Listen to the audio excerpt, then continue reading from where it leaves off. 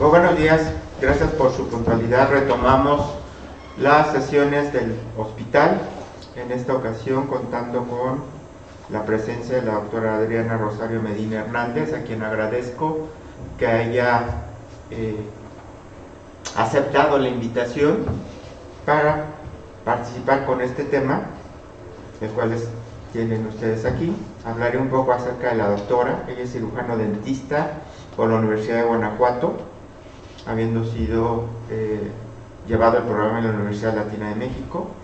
Después hizo ortodoncia y ortopedia maxilar, apoyado por la Universidad de Guanajuato, maestría en ciencias odontológicas por Guanajuato, diplomado en trastornos tempomandibulares, diplomado en medicina dental del sueño, diplomado en trastornos respiratorios y el desarrollo de la maloclusión en pediatría, curso de maloclusión de la infancia a la vida adulta.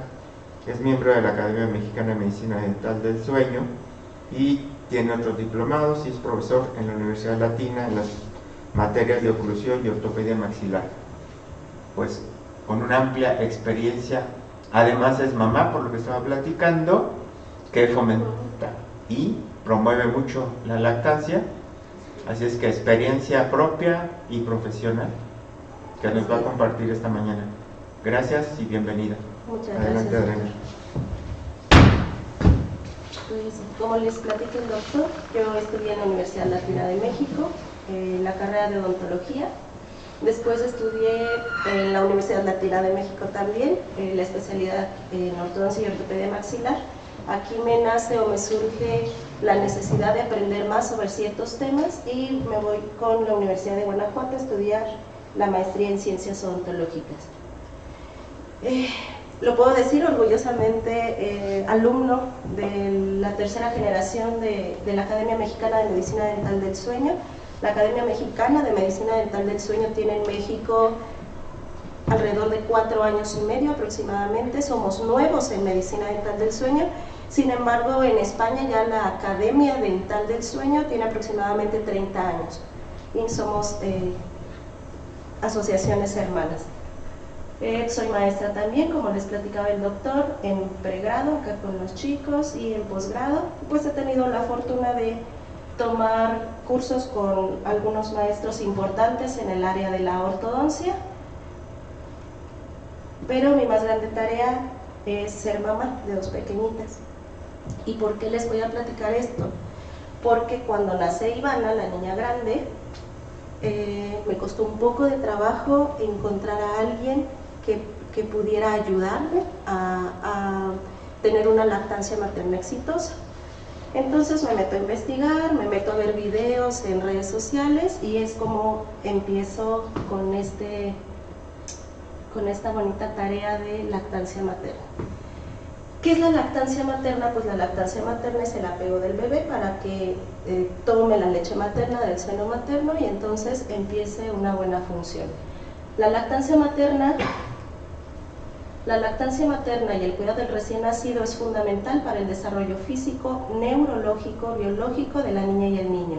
Esto lo dice la UNICEF y también lo refuerza el Instituto Nacional de Salud Pública. La Organización Mundial de la Salud habla de la lactancia materna como la forma ideal de proveer a los niños de todos los nutrientes que necesitan para su buen desarrollo. ¿Qué es el amamantamiento? Pues el amamantamiento va a constituir la forma ideal para aportar a los niños todos los nutrientes que necesitan para un buen crecimiento y desarrollo saludable. ¿Cuáles son las ventajas de la lactancia materna? Va a tener un factor inmunológico, porque sabemos que la lactancia materna, en ella van inmunoglobulinas que protegen al bebé de cualquier enfermedad. Les voy a platicar mi experiencia como mamá. Cuando llega la pandemia acá a México, yo tenía a la pequeñita, la tenía de 1 año y medio más o menos. Yo dije, no, pues con la grande ya lacté 3 años, yo ya estoy cansada y luego me voy 1 año y medio con la más grande, con la chiquita, yo ya no puedo, ¿no? Yo estaba cansada. Porque cuando es lactancia materna libre demanda, entonces es cuando el niño quiera y hasta cuando el bebé quiera y la mamá quiera. Entonces yo había decidido que ella tenía 1 año y medio y yo ya no quería dar lactancia. Pero viene la pandemia y no había vacunas para los bebés, ni para nosotros había vacunas.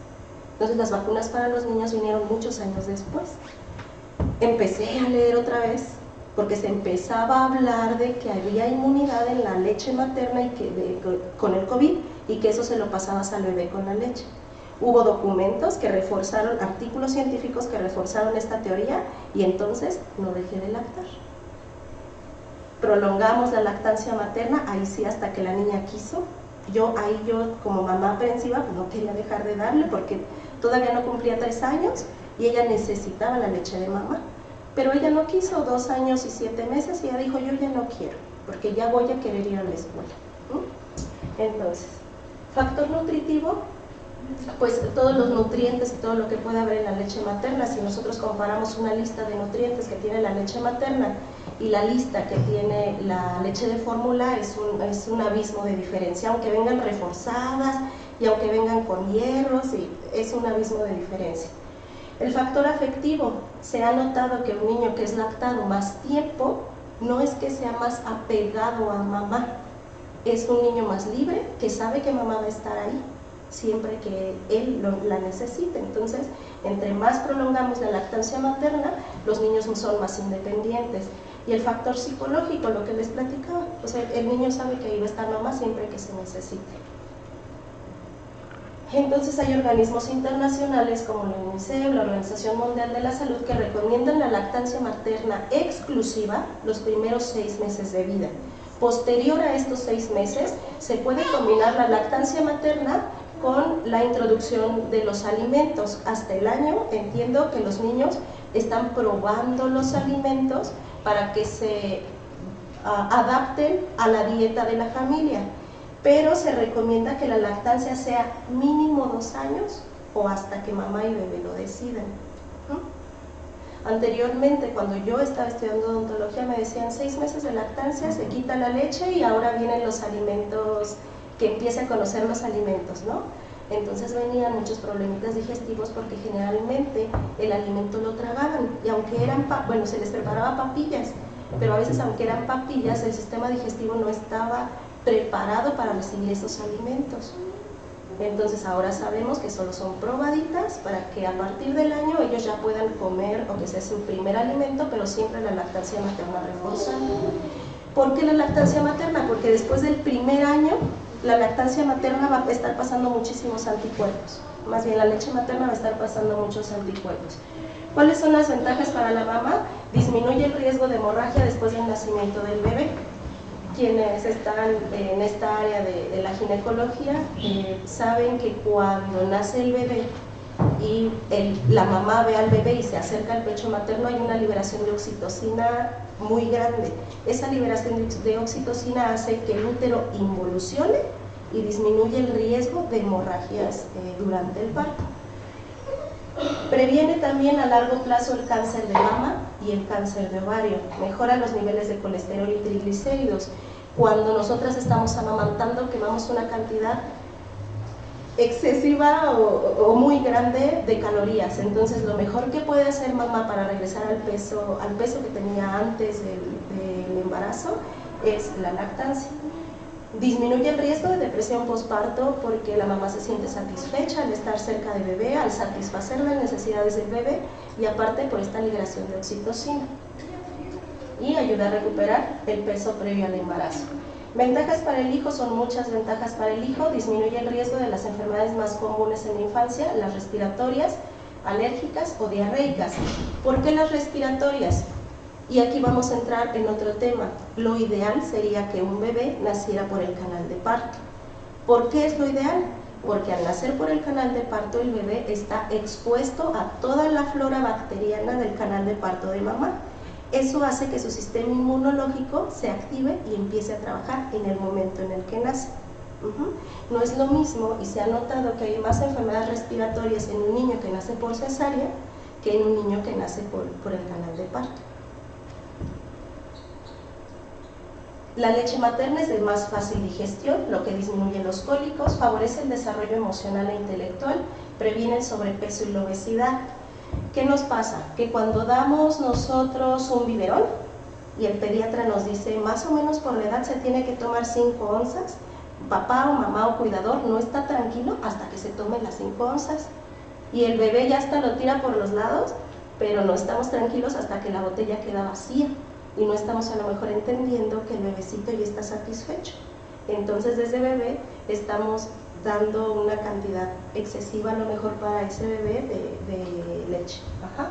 ¿Qué pasa con la leche materna? No tenemos forma de medirla. Es más, si yo me extraigo leche materna y extraigo 2 onzas y mi bebé está del otro pecho, estoy segura o están seguros que del otro pecho el bebé está tomando todavía más que esas 2 onzas, porque la succión es diferente. Entonces no hay una forma de medir y el bebé dice, ok, estoy tranquilo, tengo saciedad, ahí dejo de tomar. Ajá.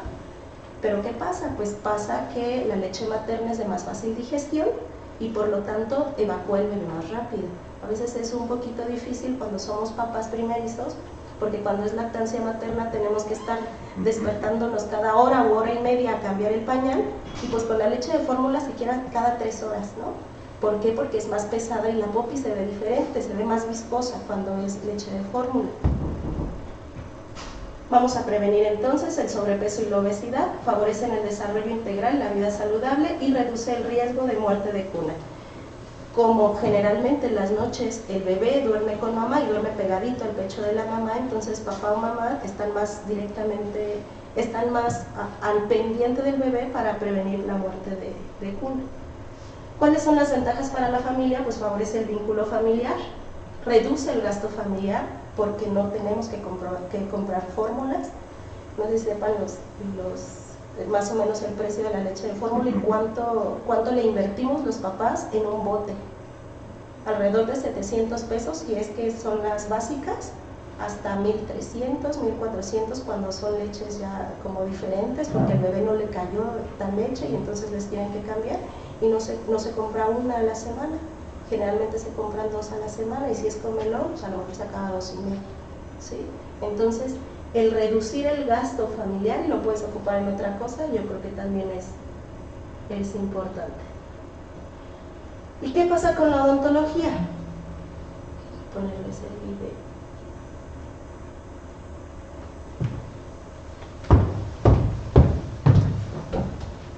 ¿Sí se puso? No, ¿verdad?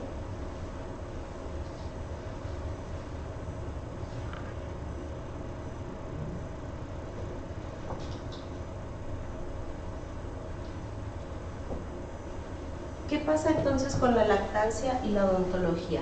Cuando el bebé comienza a lactar, el pezón del bebé, si se fijan el pezón de mamá se fijan que va hasta el último tercio de la boquita del bebé.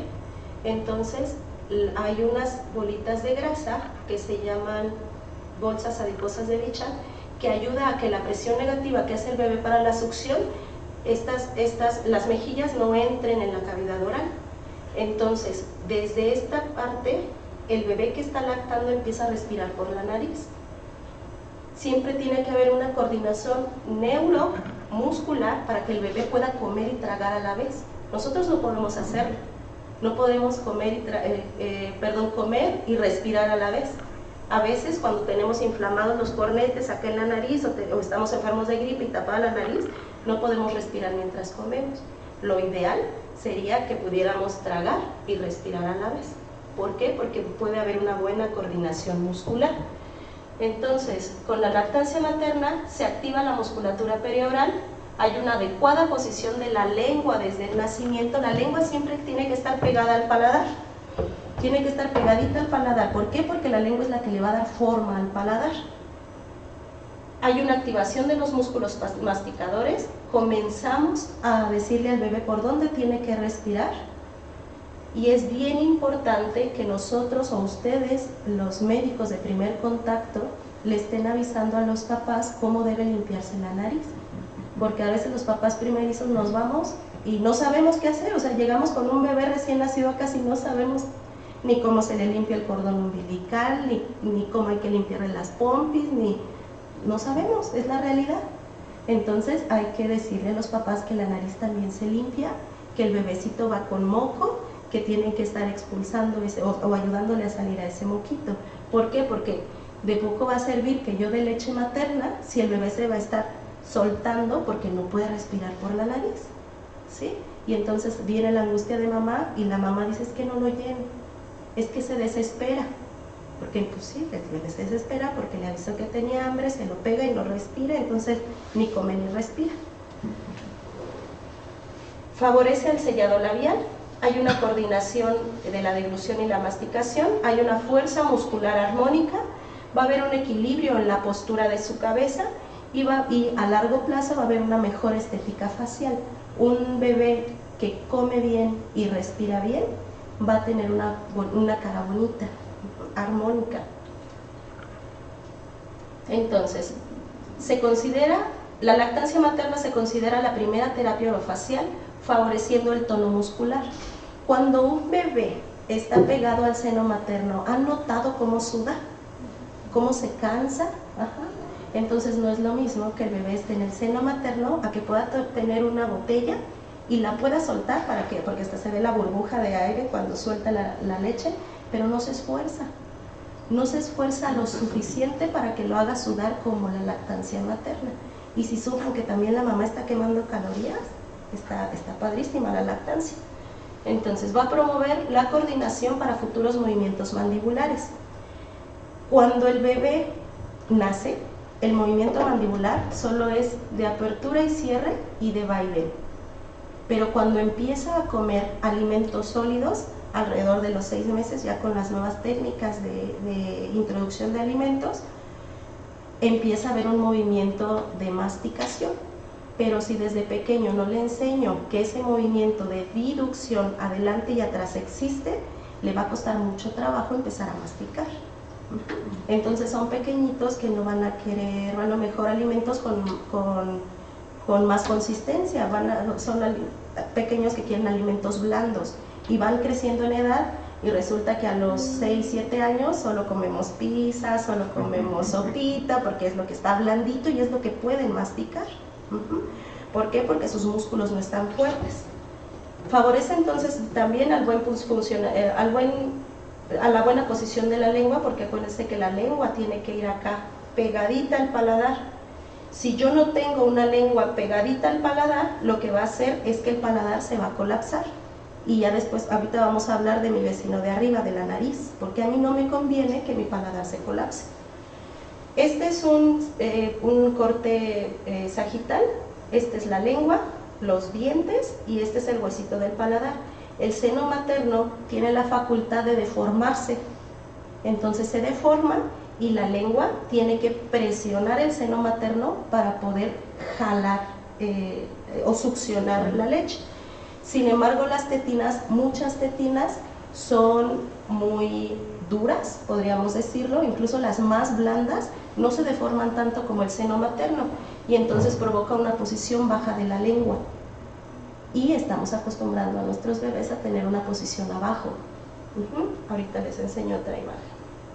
Y es bien importante también. Antes escuchábamos, es que tiene caries, es que le diste mucho tiempo leche materna. No. Ahora ya sabemos con los nuevos estudios que la leche materna tiene inmunoglobulinas, tiene calcio y tiene fosfatos.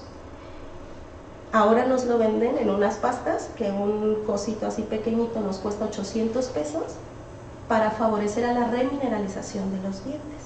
Entonces la lactancia materna no provoca caries, al contrario, tiene un factor protector.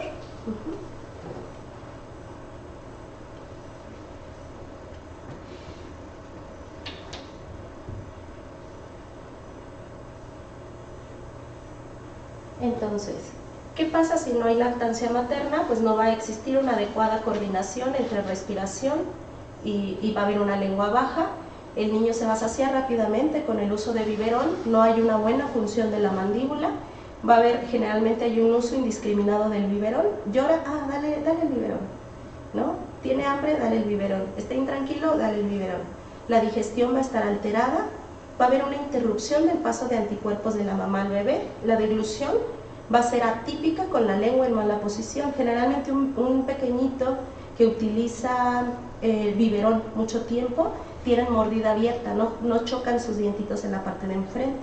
Entonces lo que tienen que hacer ellos para pasar los alimentos es meter la lengua entre los dientes. Y meter la lengua entre los dientes para poder pasar el bolo alimenticio. Esa ya es una deglución atípica que va a provocar malformaciones en su carita y en los maxilares. Al no haber estímulo no hay estímulo en el crecimiento, y los pequeñitos que no recibieron lactancia materna tienden a broncoaspirar más fácilmente.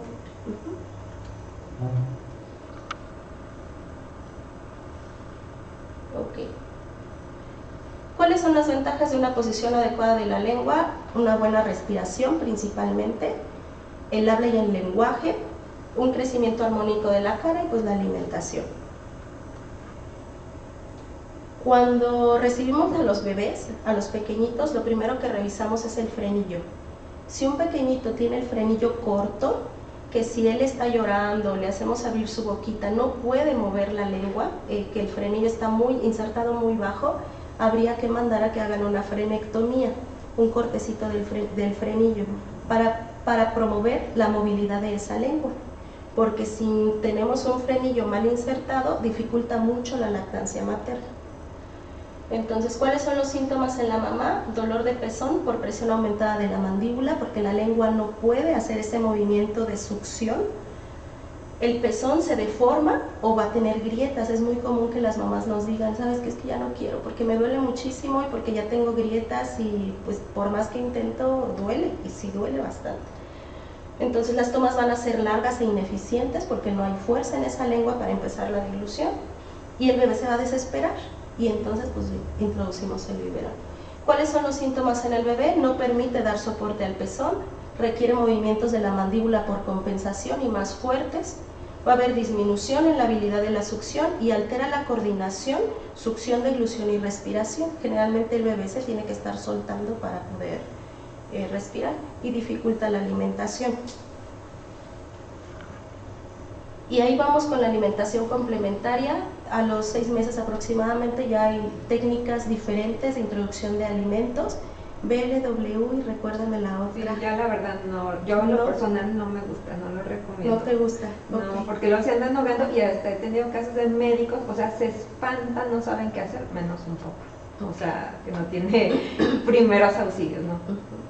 Yo les voy a platicar mi experiencia como mamá.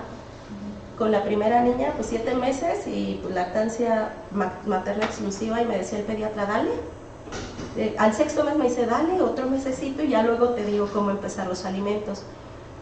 Yo lo traduje así: mi hija no quiso comer papillas, pero yo lo traduje, ok, no quiso comer papillas porque ha tenido lactancia todo este tiempo y a lo mejor ya su sistema está preparado para comer unos alimentos con más consistencia. Entonces lo hicimos así. El doctor me dice, mira, pues no quiere papillas, vamos a introducirlo de esta manera, y para nosotros fue ventajoso, pues, porque ya no tuvo que pasar por las papillas. ¿Y qué pasa a largo plazo? Si ya su sistema neuromuscular está adaptado o ya está más fuerte, entonces sus maxilares van a crecer de mejor forma. Entonces hay muchísimas variables, entonces habría que ver ventajas y desventajas de esta introducción de alimentos. Entonces, si el aire pasa por la nariz, la respiración va a ser normal. Lo normal sería que respiráramos todo el tiempo por la nariz. Al respirar por la nariz hay un sellado labial. Si nosotros juntamos nuestros labios y los músculos periorales están con buen tono muscular, mi mandíbula va a crecer bonita, va a crecer hacia abajo y hacia adelante, como dicen los libros. Pero si mi respiración es oral todo el tiempo, mi mandíbula va a crecer hacia abajo y hacia atrás. Entonces empieza a haber una discoordinación entre los músculos y la forma de mi cara. Va a haber una buena relación dental y una bonita estética facial. ¿Qué pasa entonces cuando respiramos por la boca?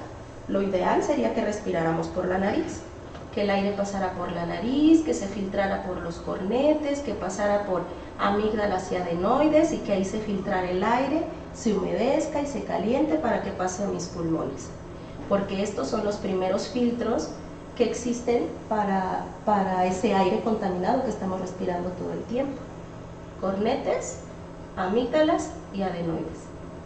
Si yo veo en una radiografía que a los 8 años esta no se está haciendo chiquita, es un foco de que algo tenemos que hacer porque ese paciente no está respirando bien por la nariz. El moco que se excreta debería ser para limpiar todo ese sucio que se quedó y salga hacia afuera. Si el paciente empieza a respirar por la boca, el primer filtro son las amígdalas y algunas veces la adenoides, entonces el aire ya no se filtró acá, el aire ya nada más pasa por este filtro menor y va a entrar contaminado a nuestro cuerpo, ¿sí? Entonces lo ideal sería que respiráramos por la nariz, por eso la importancia de la lactancia materna, que estamos enseñándole al bebé a respirar por la nariz. ¿Qué pasa entonces cuando respiramos por la boca? Pues estas amígdalas se hacen grandes, la adenoide se hace grande porque no son capaces de mantener tanta contaminación ahí, y entonces el aire que quiere entrar por la nariz ya no encuentra una vía de entrada. Empieza el paciente a respirar por la boca, hay una posición baja de la lengua, un estrechamiento del maxilar. Ahora ahí les está diciendo, cuando la lengua sube, forma bonito el maxilar y entonces hay una cavidad grande. Pero si la lengua baja, se van a comprimir las corticales y el paladar duro se va a elevar.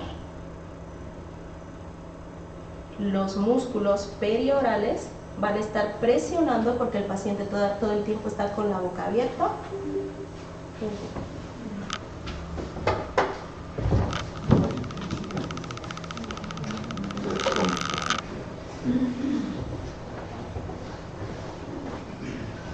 ¿Puede esto? Creo que es anteriado. Déjenme ver si...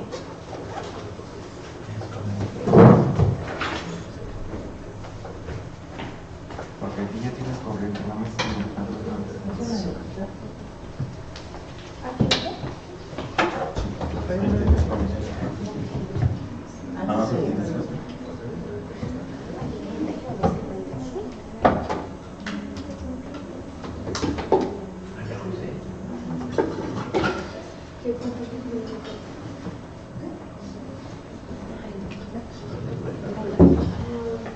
Se descarga la...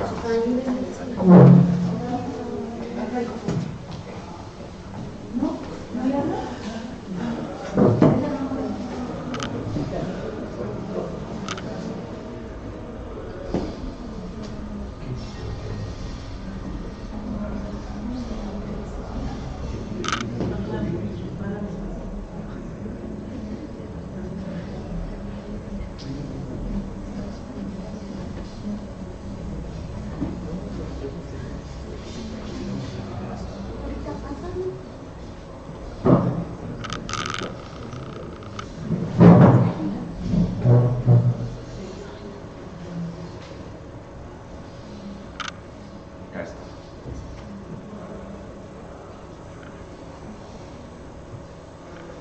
Y vamos por... Bueno, volvemos a platicar. Decíamos que la respiración debe ser nasal, con cornete superior, medio y inferior, sirviendo como filtros. El aire tiene que pasar por la nariz para ser calentado, humedecido, filtrado. Y hay otro filtro que es adenoides y amígdalas para limpiar ese aire.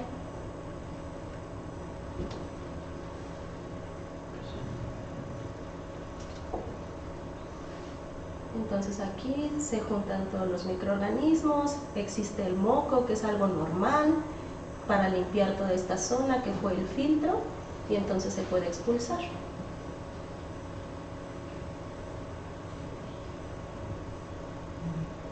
¿Qué pasa entonces cuando el paciente empieza a respirar por la boca? Al respirar por la boca, ya el primer filtro no van a ser los cornetes, van a ser las amígdalas y las adenoides, más las amígdalas en mayor cantidad, y entonces esto se puede empezar a inflamar, ¿sí? Y después nos puede provocar otras alteraciones.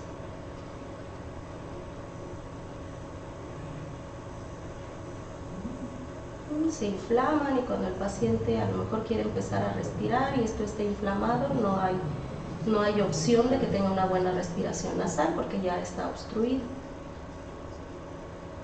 Entonces, lo que les platicaba, ¿qué pasa cuando el paciente respira por la boca? La lengua baja. Cuando la lengua está arriba, hay un buen desarrollo del maxilar. un buen desarrollo del maxilar con los músculos coordinados en la musculatura perioral. Pero cuando la lengua baja por la respiración oral, lo que va a provocar es colapso de las corticales del maxilar. Al colapsar el maxilar, la musculatura perioral va a estar de un tono diferente porque el paciente tiene que estar todo el tiempo con la boca abierta, entonces los músculos maceteros van a presionar al maxilar y lo van a hacer que la bóveda palatina se eleve. Al hacer que la bóveda palatina se eleve, hay un estrechamiento del maxilar y entonces vienen maloclusiones como mordidas cruzadas posteriores, que pueden provocar algunas alteraciones de la articulación temporomandibular y muchas otras alteraciones. Entonces, ahorita les voy a hablar de mi vecino de arriba, porque hasta donde hemos estudiado, el cartílago nasal tiene un tamaño que no se va a modificar, pero si yo le disminuyo espacio por el tamaño y la forma de mi paladar, le está disminuyendo espacio a mi cavidad nasal. Y entonces, si un pacientito o una personita ya se le inflamaban los cornetes y yo tengo una mordida, un paladar profundo, todavía le voy a dificultar más la respiración nasal. ¿Qué es lo que provoca entonces? Mordidas abiertas.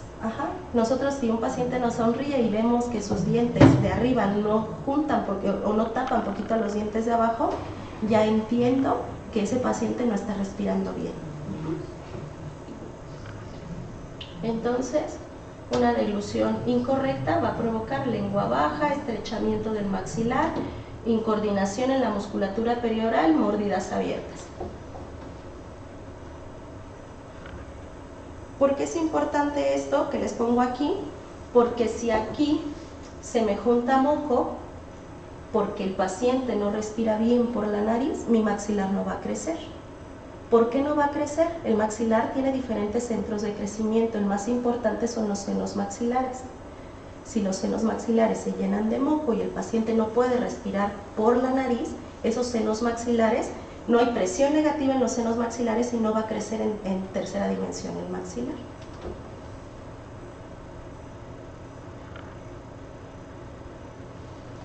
Aquí está lo que les decía, mi centro de crecimiento más importante va a ser los senos maxilares.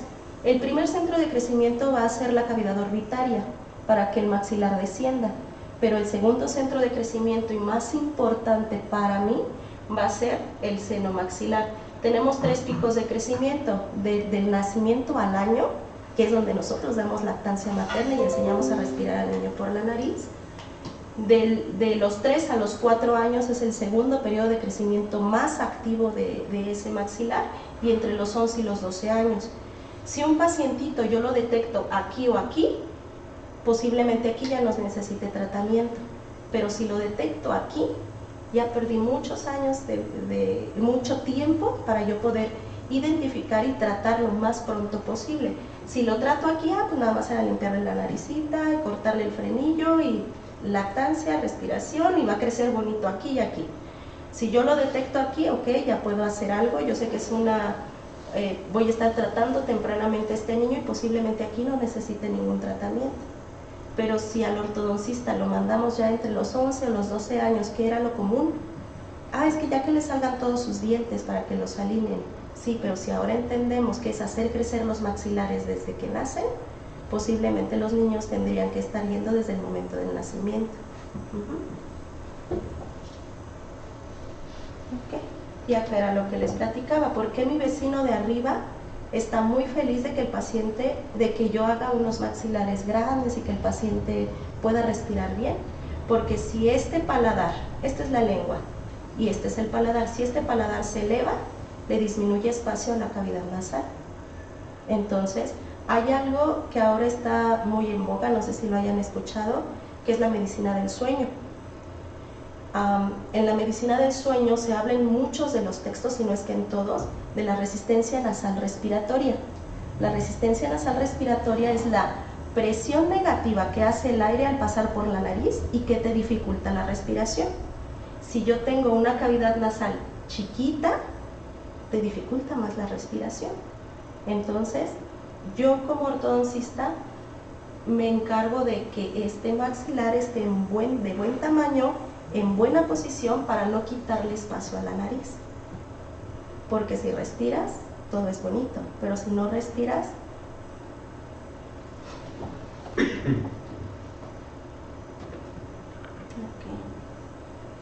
estos son otros criterios de crecimiento del maxilar, en donde dice que siempre cuando la lengua se posiciona en el paladar, va a haber una posición de hueso en esta zona y una reabsorción de hueso en esta zona. Esta zona es el piso de las fosas nasales.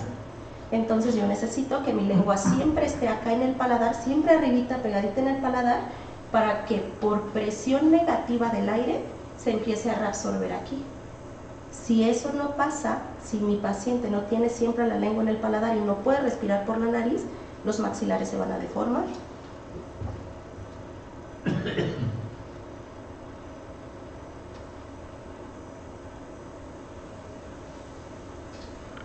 ¿Y qué pasa con el crecimiento mandibular? La mandíbula, ¿se acuerdan que les había dicho que durante la lactancia hay un movimiento de diducción de la mandíbula? Los cóndilos mandibulares son estos, tienen el primer centro de crecimiento de la mandíbula. Si nosotros estimulamos estas zonas por el movimiento de diducción, esa mandíbula va a crecer todo lo genéticamente establecido. Si nosotros no estimulamos este centro de crecimiento, las mandíbulas van a quedar pequeñas, aunque genéticamente pueda ser una mandíbula de buen tamaño, ¿sí? Entonces, por eso es importante enseñarle al niño o darle lactancia y enseñarle al niño a hacer esos movimientos, porque es lo que va a permitir el crecimiento antero-posterior de la mandíbula. Entonces, el primer centro de crecimiento va a estar en la base de cráneo, eso no lo podemos modificar, aunque ya aparecen estudios que dicen que sí podemos modificar el crecimiento de la base del cráneo, todavía está en que sí o no, pero hay documentos que dicen yo ya lo modifiqué, yo ya hice que creciera más, entonces yo sé que ese maxilar va a crecer bien. Pero la mandíbula tiene un centro de crecimiento aquí y un centro de crecimiento en el mentón. El del cóndilo de la mandíbula en las niñas termina a los 16 años, por muy tarde, y en los niños hasta los 20 años, igual que el mentón. Entonces el patrón de crecimiento de la mandíbula es hacia abajo y hacia adelante, por eso es importante que respire bien. Y hay normas oficiales que hablan de lactancia materna. La 5613 dice que el inicio de la lactancia materna exclusiva, libre demanda, debe ser dentro de los primeros 30 minutos de vida. O sea, el bebé nace y se le pega a la mamá. De la persona recién nacida en mujeres y recién nacidos cuyas condiciones de salud lo permitan. La 5.8.6 dice que siempre se debe informar a las embarazadas de los beneficios de la lactancia materna exclusiva y de las implicaciones derivadas del uso del biberón y de los sucedáneos de la leche materna humana. Yo creo que ya muchos lo sabían o habían escuchado hablar de lactancia materna, pero sepan que por norma todos debemos avisar siempre a las mamás lactantes y estar reforzando, qué bueno que le das lactancia. Y hay quien te va a decir, no, es que no puedo, ya me estoy cansando. Pues a ver, ya revisaste el frenillo, ya te ayudaron a esto. ¿Por qué? Porque la lactancia trae muchas otras ventajas. La norma 5.862 dice que se debe promover la lactancia materna exclusiva durante los primeros 6 meses de la persona recién nacida y promover continuarla de manera complementaria hasta el 2.º año de vida. Y hay documentos internacionales que hablan que por lo menos 2 años. Ajá.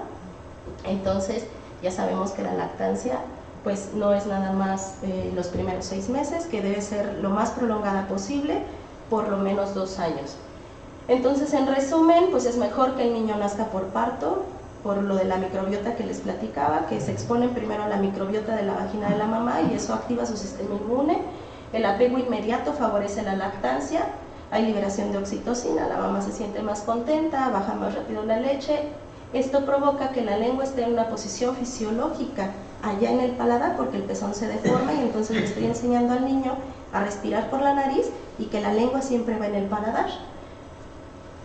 De los 0 a los 2 años o más, si ellos quieren, y la lactancia promueve esos movimientos de vaivén mandibulares que va a hacer que la mandíbula crezca más en sentido antero-posterior.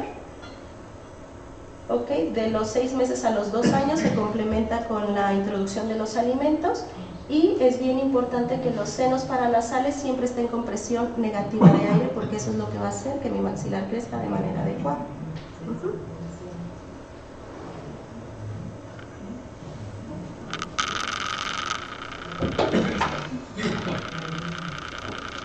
Gracias. Creo que fue muy gráfica tu exposición, sencilla, a cualquier nivel. Tienes experiencia en la materia. ¿Alguna duda, comentario? Alejandra. Una pregunta, por ejemplo, yo como nutrióloga, bueno, nunca había considerado lo del frenillo. Por ejemplo, el médico, la enfermera, o los tenemos que mandar, por ejemplo, con ustedes de odontología para que los chequen, o solo si tienen dificultades, o ¿qué me recomiendas hacer? Siempre un frenillo corto o restrictivo, nosotros le llamamos, debería hacerse el corte del frenillo. Normalmente, a veces los más chiquitos los atendemos como al mes de nacidos.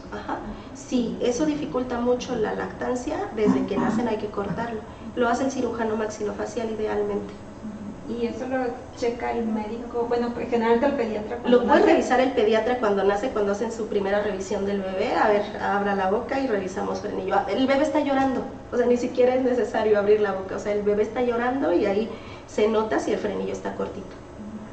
El frenillo corto se implanta en la punta de la lengua y entonces si el bebé cierra la boquita, más bien, si el bebé quisiera llevar la lengua hacia arriba, se va a cerrar la boquita. Entonces es muy visual, no hay forma de perderse. Gracias. Y felicitaciones. Gracias, me gustó. Esa es una muy buena pregunta, Alejandra. ¿A quién le toca revisar y a quién le toca hacer? La mayoría de las veces no es un pediatra quien está revisando al niño recién nacido. Les diría que 90%, y no exagero, y alguien me puede desmentir ahorita, es una enfermera, una partera empírica, si hablamos en la generalidad. Si hablamos en un hospital, probablemente sea un médico general, que después pueda pasar el pediatra y hacer su segunda revisión, pero en la mayoría de los casos es un médico general. Y un cirujano pediatra en un hospital es el que realiza esto. Después, no todos los hospitales tienen cirujanos dentistas, mucho menos cirujanos maxilofaciales. Ya estamos hablando de un segundo nivel. Esto es atención de primer nivel. Y estoy hablando que un parto lo puede atender hasta un pasante de enfermería o un pasante de medicina. Entonces todos deberíamos de tener el conocimiento general, incluso hasta los papás. Ya hablabas de los papás primerizos. ¿Dónde está la norma oficial que para ser papá hay que leer las normas oficiales y estar preparado para ello? Bueno. Y otra pregunta, por ejemplo, comentabas de las edades. La realidad es que sí está muy baja la tasa de lactancia materna. Y pues sí, he visto muchos niños, sí, como de kinder más o menos, con muchas enfermedades respiratorias, y pues ya desde ahí te está diciendo que pues probablemente va a tener un problema. Igual también los mandamos con ustedes los orientan, o hay alguna manera como que de enseñarles a respirar a esos niños a esa edad. Mira, dicen los psicólogos que todo lo que se instaura en el cerebro del niño antes de los 6 años es aprendido y es para toda la vida. Lo que se aprende después hay que moldear el sistema neurológico para enseñárselo y reenseñárselo y reenseñárselo y volvérselo a enseñar, porque ya no se queda instaurado como un hábito. Entonces, entre más rápido los identifiques, más rápido tendríamos que atenderlos. Nosotros a veces hemos identificado a niños que tienen problemas de alergias por componentes inflamados y los mandamos con el otorrino, y el otorrino a veces nos dice, mira, te sugiero que también con el alergólogo, y ya estamos trabajando de esa manera. Afortunadamente ya tengo también muchos pacientes de pediatras y de neumólogos pediatras que nos están mandando niños porque me dicen, ¿sabes qué? Tiene infecciones respiratorias recurrentes, yo lo tengo aquí en el consultorio por lo menos 2 veces al mes, entonces necesito que me ayudes a hacer su boquita más grande. Yo siempre les digo, porque hay quien nos critica mucho porque hacemos disyunción maxilar. Y yo siempre les digo, a mí no me importa dónde queden los dientes, porque yo los sé alinear. Eso me lo enseñaron en la universidad. A mí me importa que respire, porque si respira bien, la lengua se va a posicionar en el paladar y mi mandíbula va a crecer. Y eso me va a hacer un tratamiento más sencillo. Ajá. Entonces, te digo, afortunadamente ya tenemos quien nos manda y nosotros podemos remitir y derivar a los pacientes, pero también a nosotros nos ha tocado identificar y remitir al médico especialista. Pero es un trabajo de todos. Gracias.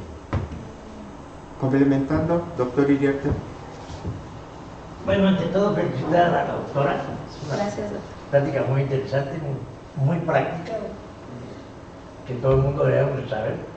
A los papás que somos unos ignorantes, bueno, ya no estoy en edad de papá, niño, pero y me encantó esto que mencionó, lo de la microbiota, porque es una de las cosas más actuales que hay. No es el momento de explicar muchas cosas de lo que es la microbiota, pero a lo mejor todavía varias que pueden estar aquí, hay que ya olvidarse del término de la flora intestinal, ahora el término actualizado es microbiota, y que efectivamente ya desde hace tiempo veníamos pues luchando los gastroenterólogos con el exceso. Yo les dije a los, bueno, ¿qué les pasa a los ginecólogos? Ya se les olvidó que hay partos normales, y efectivamente, y ahora les voy a mencionar una cosa actualizadísima. Siempre estábamos con el concepto de que precisamente la microbiota, el tubo digestivo de un bebé inútero, teóricamente era estéril, y empezaba a colonizarse y a tener su microbiota propia el bebé en el trabajo de parto. Ahora, a la luz de los conocimientos actuales, la doctora Noble nos dio una conferencia magistral en el congreso del mes pasado, en noviembre, en Mérida, en Cancún, y ya hay evidencia de la colonización del bebé es desde inútero y se complementa con el parto vaginal. ¿Sí? Entonces, esto hay que tenerlo muy en cuenta para que las mamás sigan teniendo la disposición de tener sus hijos por vía vaginal. ¿Sí? Gracias por la aportación, doctor Iriarte. Muy bien, muchas gracias. Para cerrar, clínicas de lactancia. Pues hay en el materno, hay un grupo muy grande de enfermeras y médicos que están apoyando a las mamás, y no nada más a las mamás, o sea, ya también a veces escucho que es requisito y que también venga el papá, porque el papá es parte importante también de la lactancia. No va a dar seno materno, obviamente, pero sí va a soportar a la mamá, para dar el seno materno. Yo creo que lo que platicabas, es bien poquito el porcentaje de mamás que pueden tener la lactancia materna, pero es mucho el entorno. No es lo mismo que a lo mejor tengas un grupo de mujeres que lactan y te digan, sí, mira, a mí también me pasó, pero lo puedes hacer así, a que escuches, no, si te duele ya no lo hagas, no te preocupes, mira, compramos la fórmula, o sea, sí, compramos la fórmula, pero hay que apoyar a la mamá para que pueda tener lactancia. Muy bien, si no hay alguna otra pregunta o comentario, cerramos nuestra sesión y a nombre de la dirección del hospital le damos una constancia por su participación en nuestras sesiones. Muchas Y un fuerte gracias. aplauso.